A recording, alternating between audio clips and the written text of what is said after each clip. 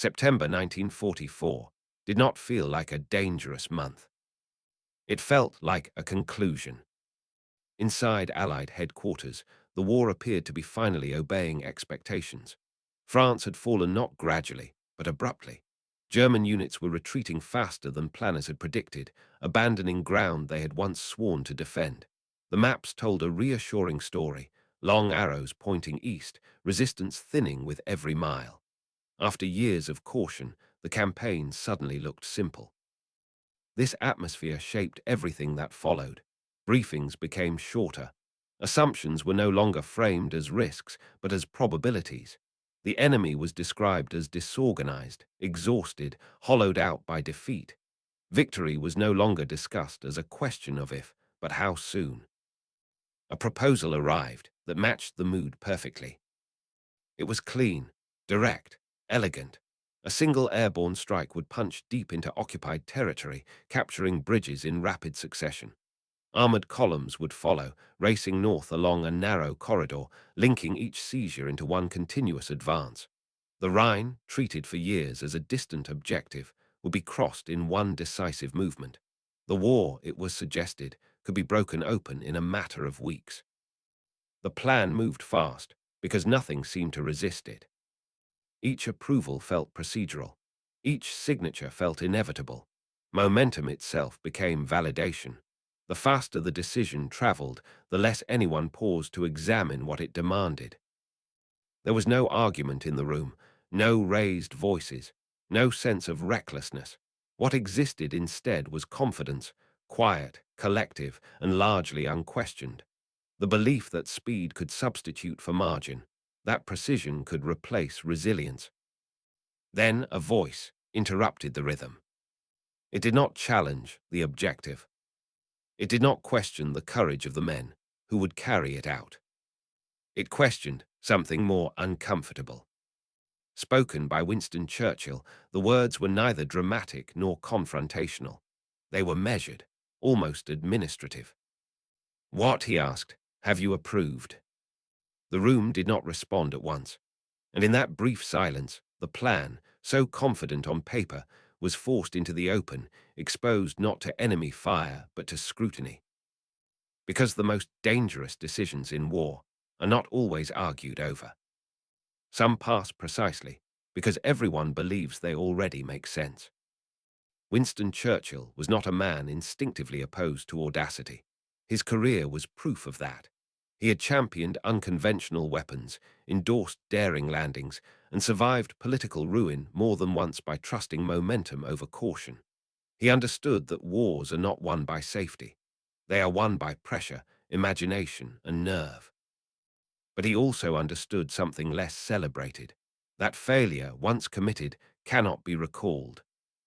Churchill had seen bold plans succeed only when they tolerated error. He distrusted strategies that worked beautifully if everything aligned. History, he believed, punished plans that depended on flawless execution. Victory, to endure, had to survive friction, whether delay, misjudgment, human exhaustion. When success required perfection, disaster was never far behind. As he studied the proposal taking shape in September 1944, this unease sharpened. Market Garden did not merely assume competence, it demanded synchrony.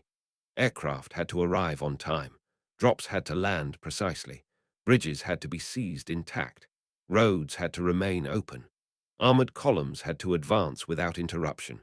Every link depended on the last, each failure cascading into the next. There was no depth to the plan, only reach. Churchill noticed what the briefings emphasized and what they did not. Timetables were detailed, confidence was abundant, contingencies were scarce. The language of the operation suggested inevitability rather than resilience. It was a design that offered everything at once, but little room to recover if even one assumption proved false. He did not yet argue numbers. He did not need to. Experience had taught him that danger often announced itself before it could be measured. There was a smell to it, a familiar one. The promise of speed masking vulnerability. The belief that the enemy was too weak, too slow, too disorganized to interfere meaningfully. Churchill had heard this tone before, in other wars, in other rooms. He sensed that Market Garden was not merely ambitious, it was brittle, and brittleness in war is rarely forgiven. What troubled him most was not the courage it demanded, but the margin it denied. Because when a plan leaves no space for failure, it quietly assumes that failure will not occur. And history had taught Churchill to distrust that assumption long before the first aircraft ever lifted into the air. Operation Market Garden was conceived as a solution, not a campaign. It did not aim to wear Germany down or push it back mile by mile. It proposed to leap over resistance entirely. In scope alone, it was unlike anything the Allies had attempted in the West. A single, synchronized blow meant to decide the war in one movement. The design was audacious.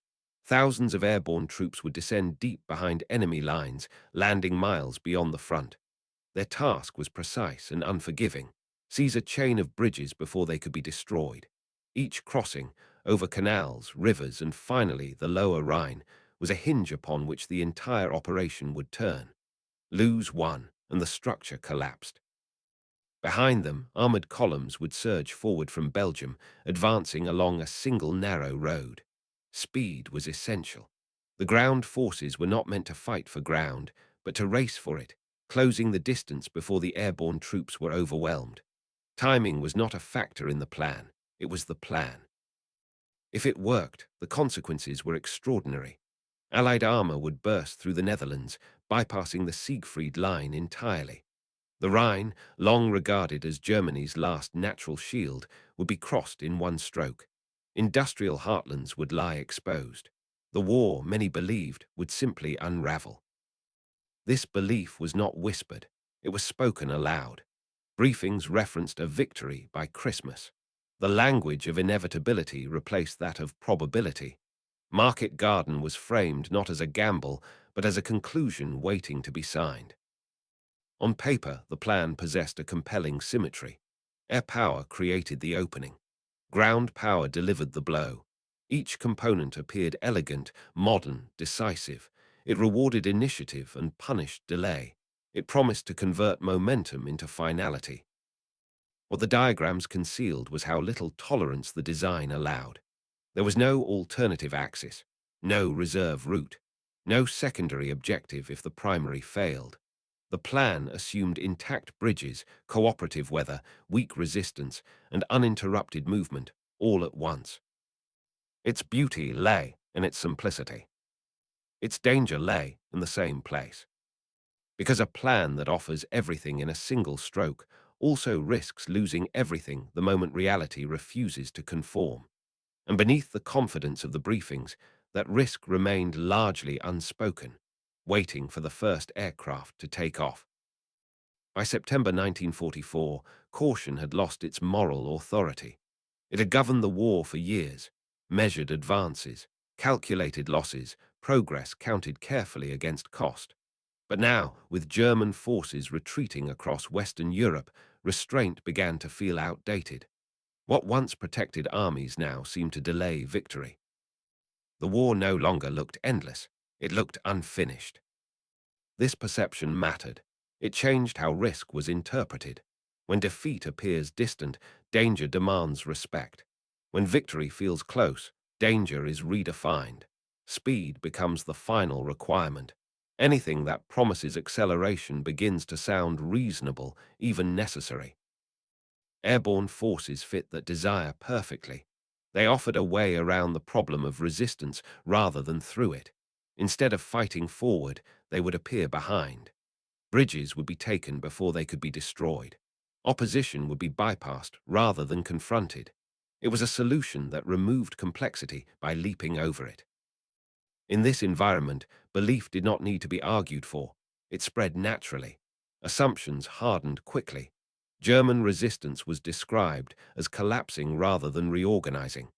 Gaps in intelligence were filled with confidence. The absence of certainty was treated as confirmation that the enemy no longer mattered. Doubt, meanwhile, acquired a reputation. Questions about timing, terrain, or enemy strength were increasingly unwelcome, not because they were wrong, but because they threatened momentum. To slow the plan was to appear hesitant. To appear hesitant was to seem disconnected from the direction of the war. Skepticism became synonymous with pessimism. And so belief became self-reinforcing. Each layer of command absorbed the same conclusion. This was the moment. The war would not tolerate delay. Speed would decide everything. What no one fully confronted was how belief itself had shifted from an assessment of reality into a requirement for action. Once that happened, the plan no longer needed to be resilient. It only needed to be believed. Once belief took hold, the plan no longer moved as a proposal. It moved as a process. Market Garden advanced through command channels with remarkable speed, not because it was universally scrutinized, but because it appeared already decided. Each briefing assumed the previous one had answered the difficult questions. Each approval treated the next level as the place where doubt would be resolved. Responsibility began to thin as enthusiasm expanded. At every layer, the same logic prevailed. Senior commanders trusted that specialists had vetted the details. Specialists trusted that strategic leadership understood the risks. Political leaders assumed the military had accounted for contingencies. The result was not negligence, but diffusion, a system in which no single hand carried the full weight of the decision. As the plan circulated, assumptions hardened. What began as estimates were repeated as facts. Enemy resistance was described as fragmented, then as negligible. Intelligence reports warning of German formations in the Netherlands were acknowledged, then quietly set aside. Near Arnhem, indications of armored units were noted, but framed as incomplete, outdated, or unlikely to interfere with a fast-moving operation. Language did much of the work. Phrases like limited opposition and unlikely concentrations replaced uncertainty with reassurance. Risk did not disappear. It was absorbed into the margins of confident summaries. Each repetition made the assumptions feel more stable, more official, more resistant to challenge. Weather presented a similar pattern. Forecasts were discussed but not interrogated. The plan depended on multiple days of clear skies, precise drops, and uninterrupted air support. These requirements were acknowledged openly and then treated as manageable, not solved but accepted. The difference mattered. Acceptance implied inevitability. Solutions would have required delay. And delay had already been judged unacceptable. The speed of approval became its own argument. If so many experienced men had agreed so quickly, the reasoning must be sound. If doubts existed, surely they would have surfaced by now. Momentum created a quiet pressure to conform, not through orders, but through tone. The operation was no longer framed as whether it should proceed, but how best to execute it. In this environment, caution had no clear owner. There was no single moment where the plan was fully assembled, examined end to end, and accepted with complete awareness of its dependencies. Instead, it was endorsed in pieces, each one logical, each one defensible, each one incomplete on its own. Approval, in the end, arrived faster than understanding. This was not because leaders were careless. It was because the structure of decision-making rewarded alignment over interruption. To raise objections now would have meant questioning not just the plan, but the collective confidence that surrounded it. And so Market Garden crossed the final threshold, not with a decisive command, but with a quiet accumulation of consent. Only later would it become clear that when everyone approves a plan, ownership does not multiply. It disappears. While approval gathered speed elsewhere, Winston Churchill slowed himself down. He read the plan not as a statement of intent, but as a sequence of dependencies. He did not search for inspiration. He searched for points of failure. What he found unsettled him. Market Garden relied on time not as a factor, but as a condition. Aircraft had to arrive within narrow windows. Drops had to land close to their targets. Ground forces had to advance without interruption along a single elevated road, bordered by waterlogged fields that offered no room to maneuver. Delay was not an inconvenience. It was a threat to the entire structure. Churchill traced those lines carefully. Long supply routes stretched forward with little protection. Bridges, once seized, would become liabilities as much as assets, drawing counterattacks that the airborne troops were never meant to withstand for long. The plan assumed that armor would arrive before pressure became decisive. It also assumed that nothing meaningful would go wrong.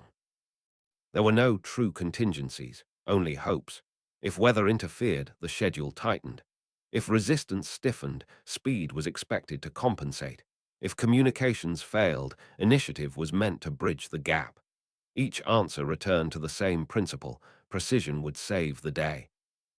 Churchill had seen this logic before. It always sounded convincing in briefing rooms. It always faltered in contact with reality. What troubled him most was not any single risk, but their accumulation. Too many conditions needed to align simultaneously.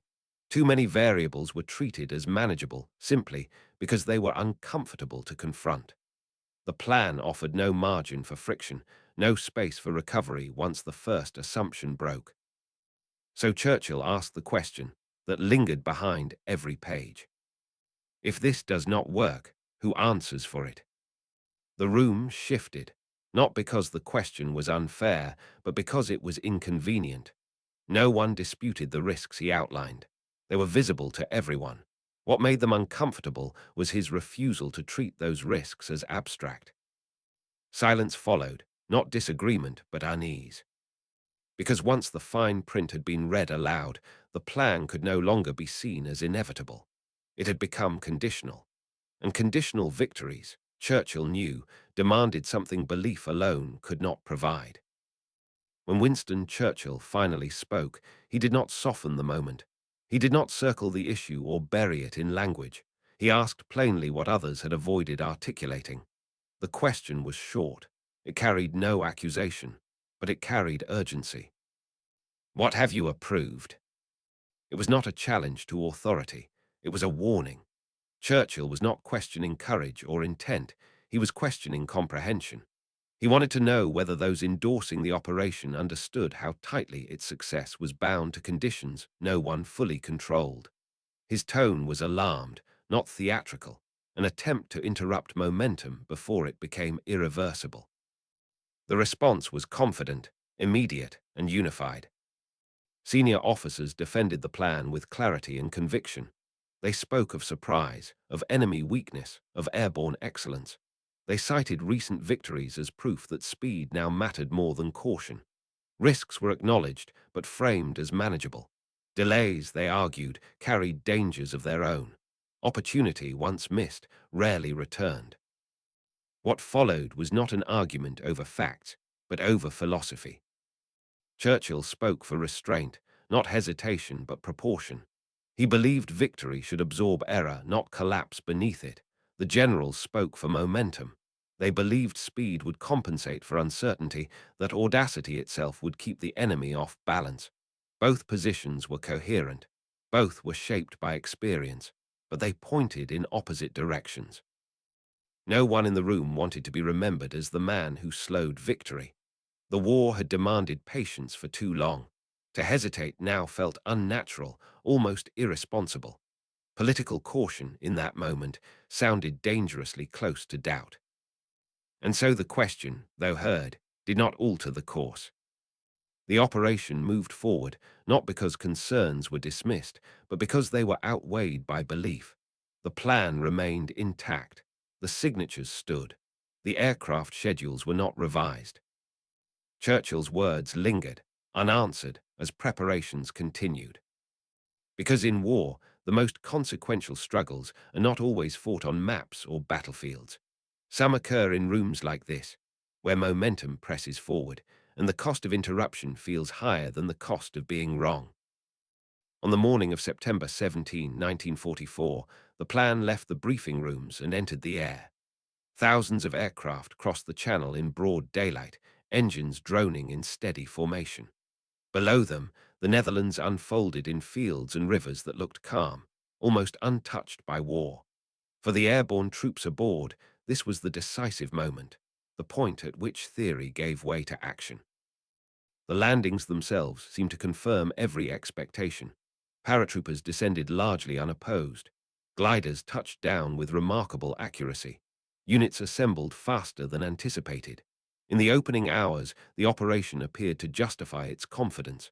Several bridges were seized intact, exactly as planned. Reports flowing back spoke of progress, of surprise, of an enemy caught off balance. From the air, it looked clean. But almost immediately, small disruptions appeared. Radios failed to connect. Frequencies overlapped. Messages arrived late or not at all. Units that were meant to coordinate found themselves operating in isolation, relying on runners and guesswork. None of this seemed catastrophic at first. These were the kinds of problems airborne forces had learned to endure. What mattered, everyone believed, was time. As the hours passed, delays began to stack. Some objectives took longer than expected. Resistance stiffened unpredictably. Roads proved narrower, more fragile, more vulnerable than maps suggested. The single corridor intended for the armored advance became congested, exposed to fire from both sides. Progress slowed, not dramatically, but enough to matter. Precision began to erode. Each delay increased the pressure on the airborne troops holding their positions. Each missed timetable reduced the margin that the plan had never truly possessed. The system worked only if it moved as one. Instead, its parts began to drift out of alignment. From headquarters, the reports still sounded cautiously positive. Bridges were held. The advance continued. The language remained controlled. But beneath it ran a quieter truth. The operation was already slipping behind the pace it demanded. Nothing had failed outright. Nothing had collapsed. Yet the difference between success and disaster in Market Garden had always been measured in hours. And those hours were already being spent faster than anyone had planned. The first assumption to fail was the quietest one, that the enemy would react slowly. German units, far from disintegrating, moved with speed and coordination.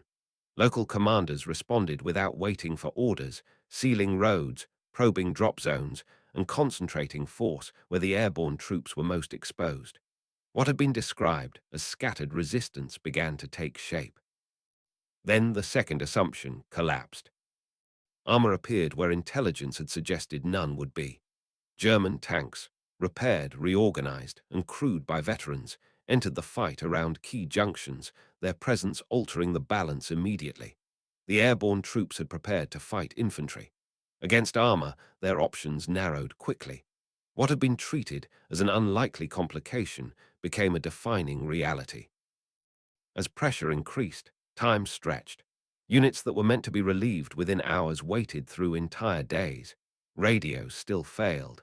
Messages moved slowly. Requests for support competed with each other, all assuming the same scarce resources. The longer the delay, the more exposed the airborne positions became. Supply drops, meant to sustain the troops until relief arrived, began to miss their marks. Some fell into German-held territory. Others landed too far away to retrieve under fire. Ammunition that had been calculated precisely now dwindled unpredictably. The plan's tight arithmetic unraveled. With each passing hour, the timetable lost relevance. Scheduled movements no longer matched conditions on the ground. Commanders improvised, but improvisation could not replace momentum. Initiative slipped away, not through defeat, but through accumulation of friction. The operation was still alive. Bridges were still contested. Men were still fighting. But the rhythm had changed. Instead of pressing forward, the Allies began reacting. Each decision responded to the last setback, rather than shaping the next move. This was the moment when the plan's nature became clear. Market Garden had not been designed to adapt. It had been designed to proceed. Once resistance refused to behave as predicted, the structure stiffened, then strained. And as its assumptions fell away, what remained was a system with no elasticity, only pressure, and the growing realization that belief alone could not carry it any further.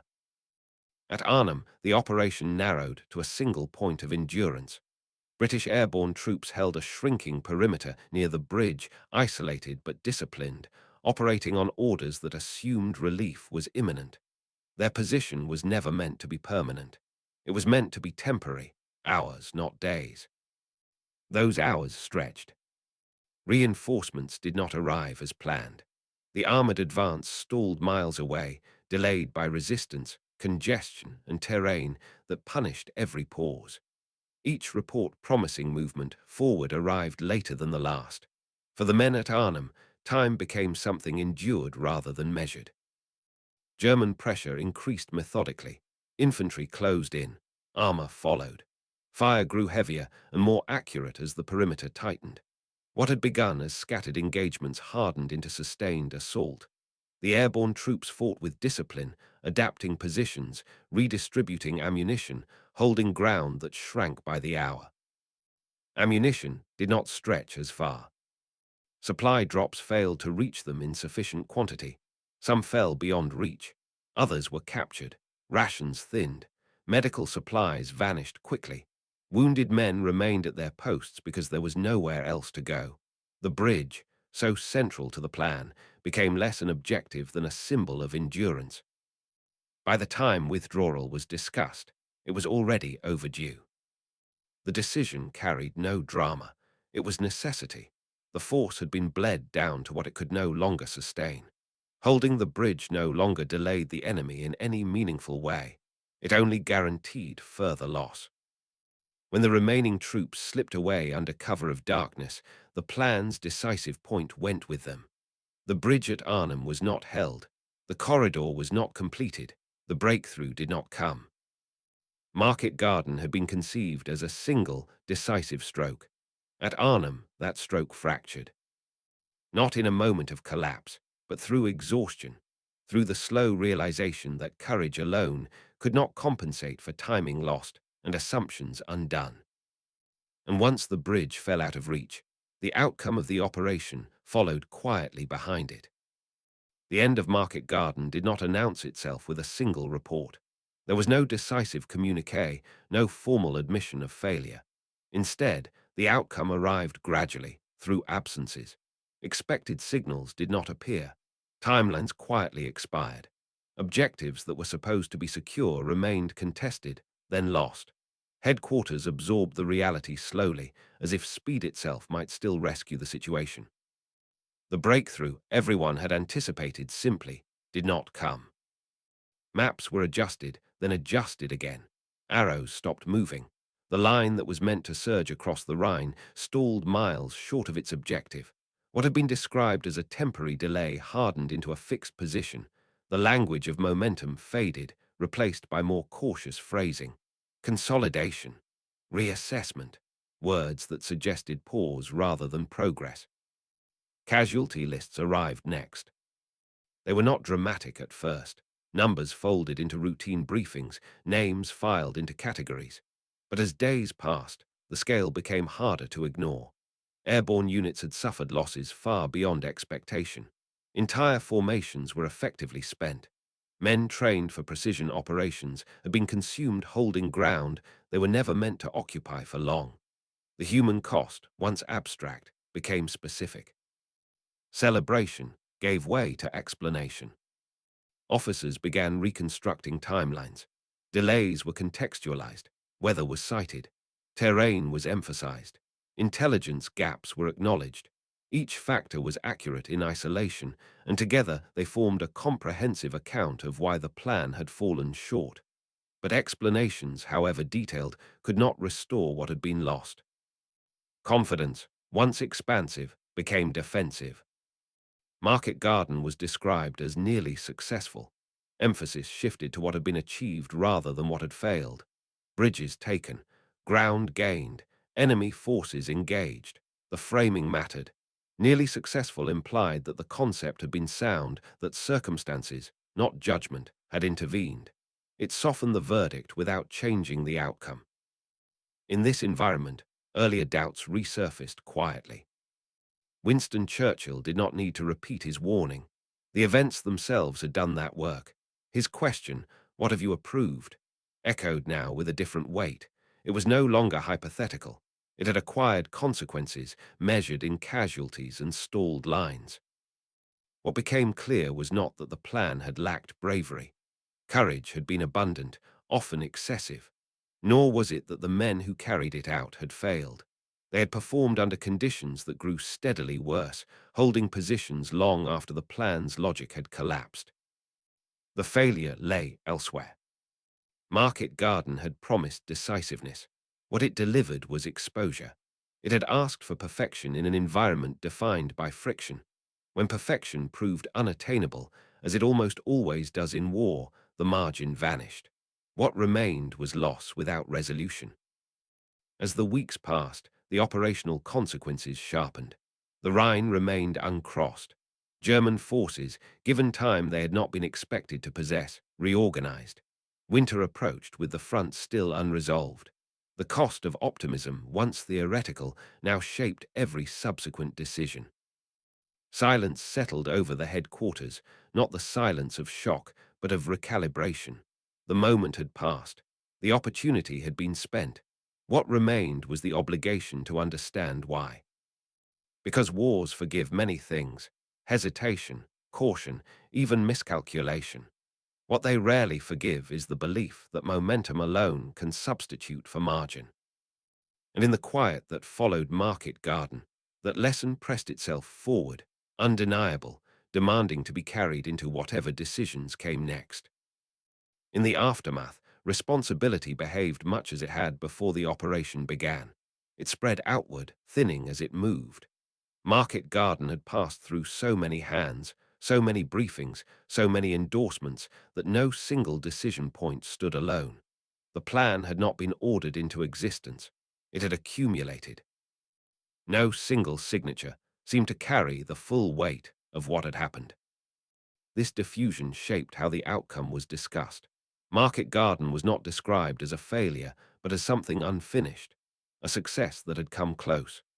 The phrase "nearly successful" began to appear with regularity, as if proximity to victory deserved its own category. The language mattered. It implied that the concept had been sound, that execution, not judgment, had fallen short. Words did the work that decisions no longer could. By softening failure, they protected reputations and preserved momentum for future operations. Acknowledging total failure would have required a deeper reckoning, one that asked whether belief had replaced analysis and whether speed had been allowed to stand in for resilience. Winston Churchill rejected that comfort. To him, nearly had no operational meaning. Wars, he believed, did not reward intentions or proximity. They rewarded outcomes. Bridges were either held or lost. Advances either broke through or stalled. Casualties were either justified by result or borne without it. The difference mattered, not philosophically, but materially. Churchill's objection was not personal. It was structural. If failure could be renamed, it could be repeated. If responsibility could be diluted, it could be avoided. The danger lay not in the loss itself, but in the lessons that might be missed if language intervened too gently. The moment demanded honesty, not punishment, but clarity. Market Garden had not failed because men lacked courage. It had failed because the plan required conditions that could not be guaranteed, and then offered no margin when they were not met. Calling that nearly successful blurred the line between risk and recklessness. Churchill understood that wars evolve through hard lessons, not softened narratives. To learn from Market Garden, its failure had to be accepted plainly, without qualification. Only then could responsibility be reclaimed, not by assigning blame to individuals, but by restoring discipline to decision-making itself. Because the next plan would arrive soon enough, and if its approval followed the same pattern, the cost would be paid by men who had no voice in the language used to justify it. Market Garden did not end with a dramatic reversal. Its consequence was slower, quieter, and in many ways more damaging. The Allied advance did not collapse, but it stalled. Momentum, so carefully accumulated since Normandy, bled away into consolidation and repair. Units that had been expected to push forward instead regrouped, replaced losses, and rebuilt capacity. Time, the one resource the plan had been designed to seize, was lost. That loss mattered. The failure to break through at Arnhem meant the Rhine remained uncrossed. What had been imagined as a final barrier, dissolved in one stroke, now returned as a deliberate obstacle. German defences east of the river, once assumed to be on the verge of irrelevance, hardened again. Each week that passed allowed new lines to be organised, reserves repositioned, and command structures restored. Germany had not escaped defeat, but it had been given something invaluable. Time allowed damaged formations to be reconstituted. It allowed exhausted units to be rested and reinforced. It allowed defensive planning to replace reactive survival. The assumption that the enemy could no longer respond coherently proved false, not because Germany was strong, but because it had been underestimated. The strategic calendar shifted. As autumn deepened, the consequences multiplied. Weather began to close in, roads softened, rivers swelled, air support became less predictable. The kind of rapid maneuver Market Garden had promised grew harder with each passing week. Winter, once treated as an afterthought, asserted itself as a constraint. Casualties, meanwhile, did not recede into abstraction. The men lost during the operation did not return when the plan ended. Airborne formations, built for precision and surprise, had been expended holding ground they were never meant to occupy for long. Their absence reshaped subsequent operations, limiting options and narrowing choices. Courage had been spent in advance of result. Opportunity was not so forgiving. The moment that had inspired the gamble did not return. Conditions shifted. German resistance stiffened. Allied logistics stretched longer. What had seemed briefly possible in September became unreachable by November. The war did not reverse, but it extended. This was the real cost of optimism, unchecked by margin. Market Garden had assumed that speed could compensate for fragility. When that assumption failed, the price was paid not only in losses, but in delay. Delay allowed the enemy to endure. Endurance allowed the war to continue. None of this suggested that caution would have guaranteed a faster victory. War offers no such certainty, but the lesson was sharper than that. Optimism, when elevated to strategy, carries a hidden risk. It borrows against a future that may not exist. By the time that reality settled in, the calendar could not be reset. The Rhine still stood. Winter still came. And the war, which had seemed so close to its conclusion, resumed its slower, harsher rhythm.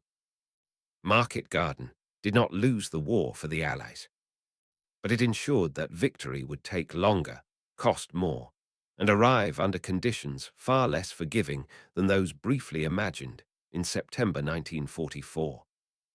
In the months that followed Market Garden, skepticism began to acquire a different meaning. What had once sounded cautious, even obstructive, was reassessed in light of consequence. The objections raised before the operation, quiet, procedural, unwelcome, now read less like hesitation and more like foresight. Winston Churchill did not claim vindication. He rarely did, but the logic behind his concern became harder to dismiss. He had not opposed ambition. He had opposed fragility. His question had not been whether the plan was bold enough, but whether it could survive contact with failure. That distinction mattered. Market Garden reminded political leaders of their role in war, a role that extends beyond endorsement. Military planners are trained to pursue advantage, to exploit opportunity, to act decisively when openings appear. Political leadership exists to ask a different set of questions. Not how to win quickly, but how to endure error.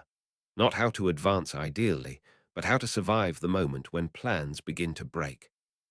Strategy, Churchill believed, must remain viable under worst-case conditions. Plans that succeed only when everything goes right are not strategies. They are hopes dressed in structure. Elegance, however compelling on paper, cannot substitute for resilience. War does not reward designs that impress briefing rooms. It tests systems under pressure, delay, confusion, and loss.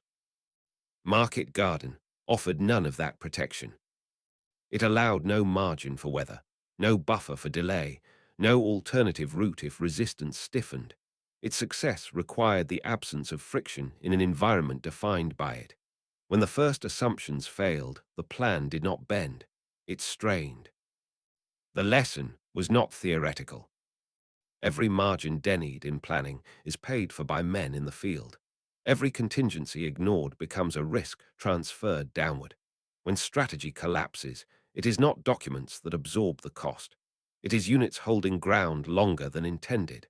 It is reinforcements arriving too late. It is lives spent maintaining coherence long after the plan has lost it. Political instinct, when exercised properly, exists to interrupt that transfer. Churchill understood that leaders who approve operations do not merely authorize action, they authorize consequence. Their responsibility is not to optimize success, but to constrain failure. When that role is abandoned, when momentum is allowed to outrun scrutiny, the result is not boldness, but exposure. Market Garden reinforced this truth. In later operations, caution returned, not as fear but as structure. Plans were built with greater depth. Objectives were layered. Timelines allowed flexibility. Victory was still pursued aggressively, but with a renewed respect for margin. The lesson did not halt momentum, it disciplined it. This was not hesitation. It was stewardship. Wars are not lost because leaders doubt. They are lost when leaders believe too easily. Political instinct, properly applied, exists to resist that ease, to insist that plans survive not just optimism, but reality. Market Garden endured not as a warning against daring, but against designs that mistake confidence for insurance. Its lesson outlived the operation itself. Because in war, the most humane decisions are often the ones that ask hardest questions before the first aircraft ever leaves the ground. Operation Market Garden did not enter history as a triumph. It entered as a reference, a case study taught in staff colleges, revisited in memoirs, and examined whenever speed and certainty threaten to outrun judgment. It is remembered not for what it achieved, but for what it revealed about how decisions are made when victory feels close. No one questioned the courage involved. The airborne troops who dropped into the Netherlands fought with discipline under conditions that steadily deteriorated. They held positions longer than planned, against resistance stronger than predicted, while waiting for relief that came too late. Their performance was not the variable that failed. Courage was present in abundance, before, during, and after the operation. What failed was judgment. Market Garden exposed the difference between bravery and wisdom, between confidence and comprehension. It demonstrated how easily momentum can be mistaken for strategy, and how quickly belief can replace verification when success appears inevitable. The plan did not collapse because men faltered. It collapsed because assumptions were protected long after evidence began to challenge them. At the center of that lesson sits a single question. Spoken quietly by Winston Churchill, it did not accuse anyone of recklessness. It did not deny the need for bold action. It asked something more fundamental, whether approval had been accompanied by understanding, whether those who endorsed the plan had absorbed its dependencies, its fragility, and its cost if it failed. What have you approved? The question lingers because it applies far beyond Market Garden. It speaks to a recurring vulnerability in war, the tendency to treat agreement as validation, speed as proof, and optimism as insulation against risk. Approval, in this sense, becomes procedural rather than moral. A plan advances not because it has been fully confronted, but because it has not been fully resisted. Market Garden demonstrated how dangerous that can be. The operation assumed that momentum could compensate for uncertainty, that precision could overcome friction, that confidence could substitute for margin. These assumptions were not irrational. They were simply incomplete. War, however, punishes incompleteness without negotiation. Approval, the operation showed, is not the same as ownership. When responsibility diffuses, consequences concentrate elsewhere. Every contingency omitted at the planning table reappears in the field. Every margin denied in theory is paid for in practice. The men who bear that cost rarely participate in the language that justified the risk. Momentum, too, revealed its limits. Momentum can create opportunity, but it cannot guarantee outcome. It accelerates decisions, but it does not correct them.